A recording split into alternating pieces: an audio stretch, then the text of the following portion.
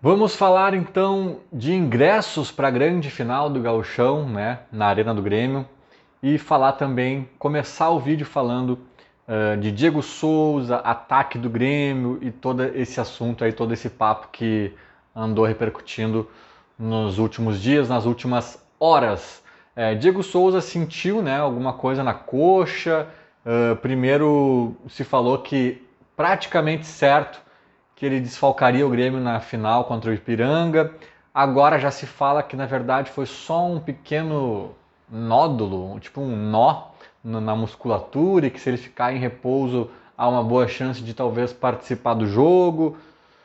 Talvez não de início, talvez no banco, entrando, enfim. As informações no momento que eu gravo esse vídeo ainda são um pouco nebulosas sobre a presença do Diego ou não na grande final. Mas, aproveitando essa notícia aí, né, aproveitando esse acontecimento, a reflexão que eu quero propor aqui agora, na verdade, é um misto de elogio ao Roger com expectativa que eu lanço sobre ele, né?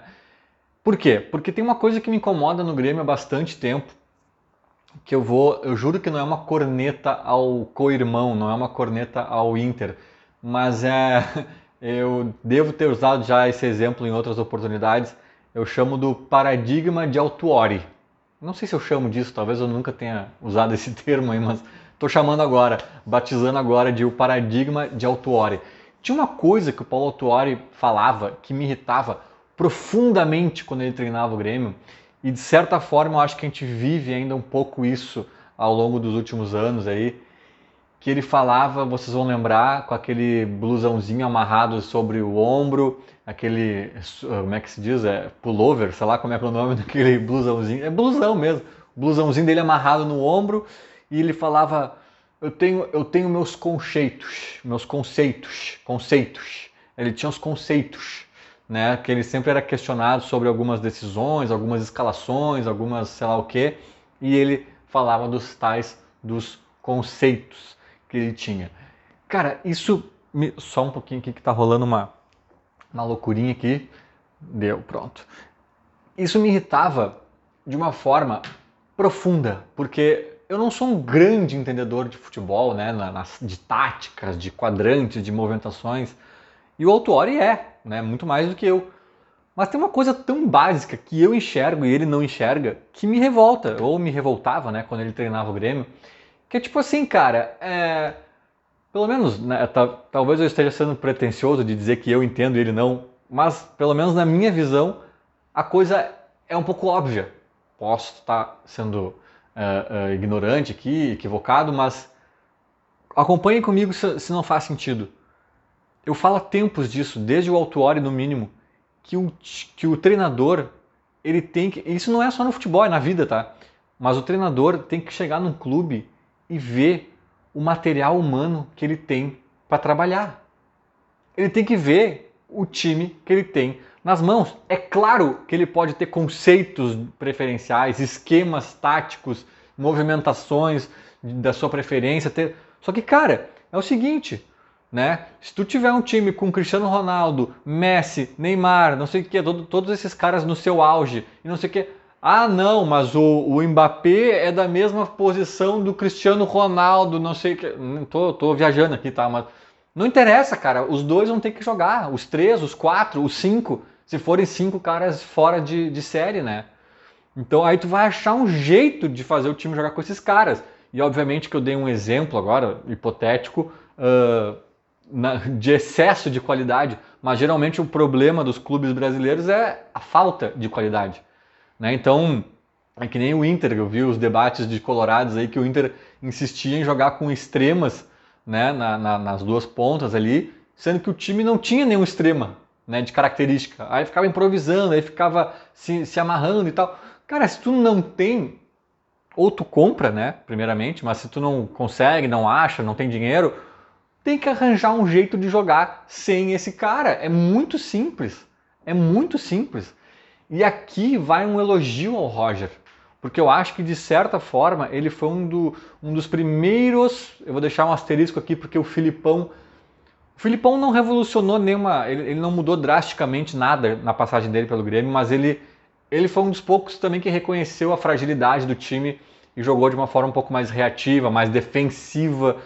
Não era bem igual o Roger, mas o Filipão, eu faço sempre essa menção honrosa a ele, porque ele tentou em algum momento, depois ele meio que destentou, ele se perdeu e o vestiário ajudou a engolir ele, não sei o que aconteceu exatamente, mas em dado momento o Filipão ensaia essa tentativa, só que parece que ninguém acreditava que o elenco do Grêmio era ruim.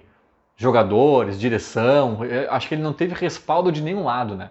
Já o Roger chega também sabedor da limitação do grupo, porém eu acho que já com todo mundo concordando, entendendo, mais aberto ou com o Roger, talvez com uma competência maior, ou com mais tempo de treinamento para implementar alguma coisa, mas o Roger claramente chega entendendo o grupo que ele tem nas mãos e jogando de acordo com este grupo.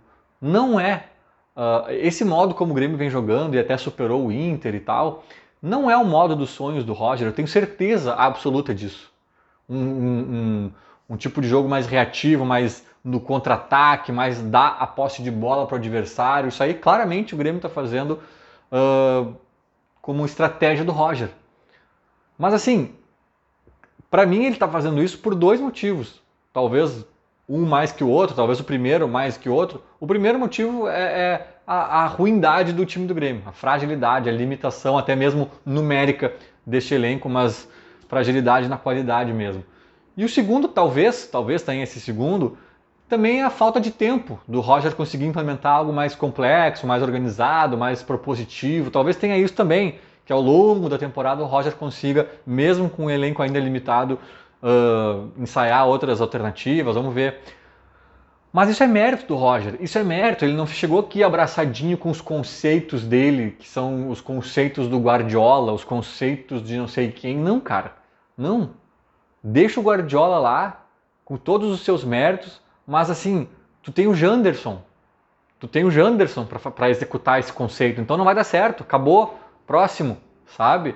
Então esse mérito eu já tô vendo nesse Roger, nessa segunda passagem dele pelo Grêmio, o que me deixa muito feliz. Eu não sou um cara que amo o Roger, eu tenho minhas críticas a ele, eu tenho minhas ponderações, meus pés atrás, mas de forma geral eu reconheço que é um bom treinador e esse ponto ele foi uma surpresa positiva para mim, né, de ver a maleabilidade do Roger nesse sentido. O que eu quero dizer com toda essa ladainha?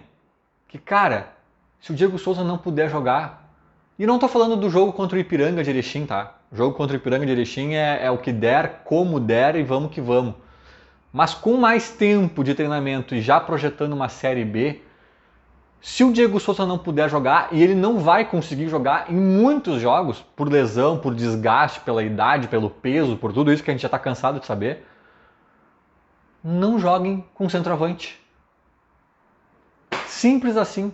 Ah, vai vir o Elkeson, vai vir... Eu não sei se esse Elkeson aí, se vier, é a grande solução da Lavoura, a salvação da Lavoura, né? Não sei se vai vir mais alguém, não sei de nada, tá? Mas se vierem e não solucionarem, ou se não vierem, né? Se não virem, se não chegar mais ninguém, que eu não sei exatamente como estão esses status aí, eu vou dar minhas opiniões, já dei minhas opiniões sobre esse Elkeson aí, mas vou falar mais concretamente só se confirmar. Por enquanto não tem confirmação e talvez até para o próprio jogo do Ipiranga já pudesse ter sido possível, mas acho que o Roger não chegou a treinar isso ainda. Mas cara, falso 9, bota o Gabriel de falso 9, bota outro cara de falso 9, bota, sei lá, o Elias e o Campaz fechando só os dois, faz alguma coisa, cara. O Grêmio foi campeão da Copa do Brasil com o Luan de falso 9 em 2016, um time, diga-se de passagem, projetado pelo Roger, né? Onde o Renato chega, implementa algumas melhorias, algumas mudancinhas aqui ou acolá, mas a base era do Roger e funcionou super bem. Há quem diga, e eu confesso que fico na dúvida, que o time de 16 era melhor que o de 17. Eu acho que se não tem o Arthur em 17, eu meio que escolheria o de 16 sem pestanejar, né? Mas enfim, Então, assim, porque o Grêmio por muitos anos ficou refém, sabe, de esquemas não, de esquema, era um esquema único, era uma formação única, o Grêmio ficou numa cartilha de só jogar naquele 4-1-2-1, não sei o que, é só o mesmo esquema com dois caras abertos, um cara centralizado, às vezes não tinha, às vezes não, muitas vezes não tinha time para jogar daquele jeito, o meio de campo um rombo, né, não tinha gente no meio de campo para conseguir compor esse esquema, e o Grêmio tomando pau de todo mundo e jogando com 3 caras avançados, era inacreditável, sabe? Tu tem que olhar pro teu esquema, pro teu time e adaptar ao teu esquema. Eu acho que é básico isso, sabe? E aí a gente fica nessa. Ah, se o Diego Souza não jogar, puta, vai ter que jogar o Churin. Pá, que saco, vai ter que jogar o Churin. Vamos supor que o Ferreirinha não volte, né? Daí o Elias continua jogando ali aberto. Mas mesmo assim, o Elias já tá se consolidando ali aberto e não mais como centroavante, sabe? Putz, daí vai ter que jogar o Churin, que é o único que tem. Cara, não! O Gabriel Silva é melhor que o Churin.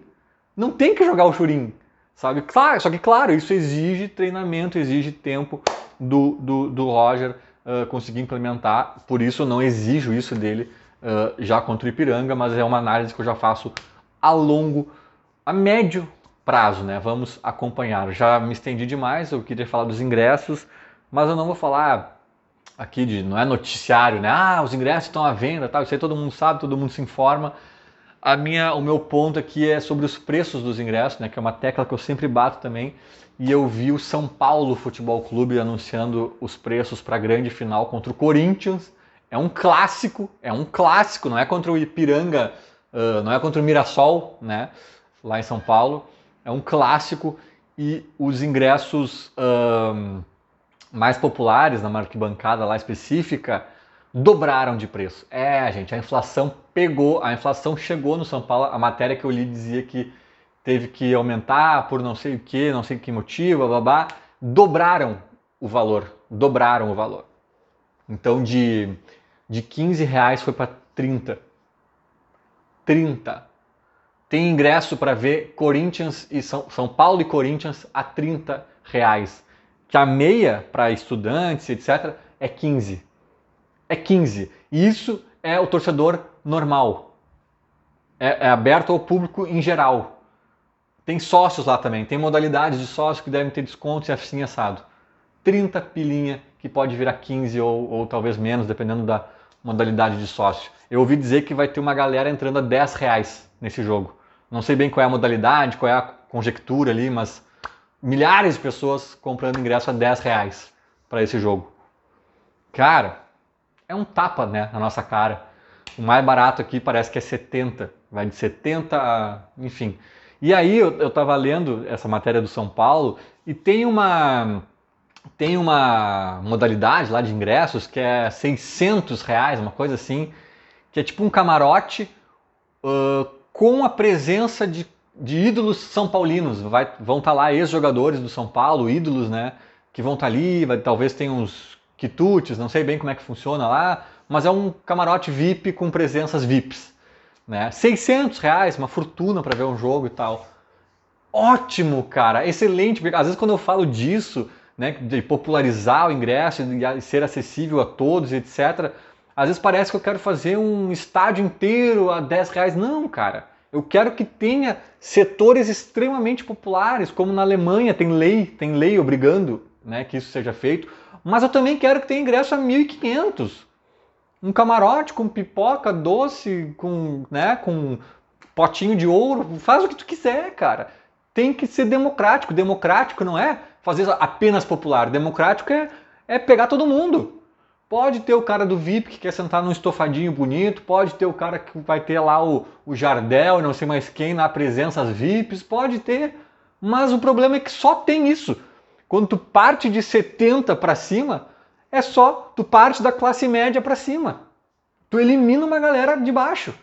Entende? Então eu acho que esse clássico paulista aí é mais um tapa de luvas na nossa cara, mais um aprendizado aí que não é só para Grêmio, né? É para FGF, para Arena Porto Alegrense, para esse bolo aí, esse rolo aí não é dos mais simples, mas fica aqui o meu registro. Feito, era mais ou menos isso. Falou, abraço.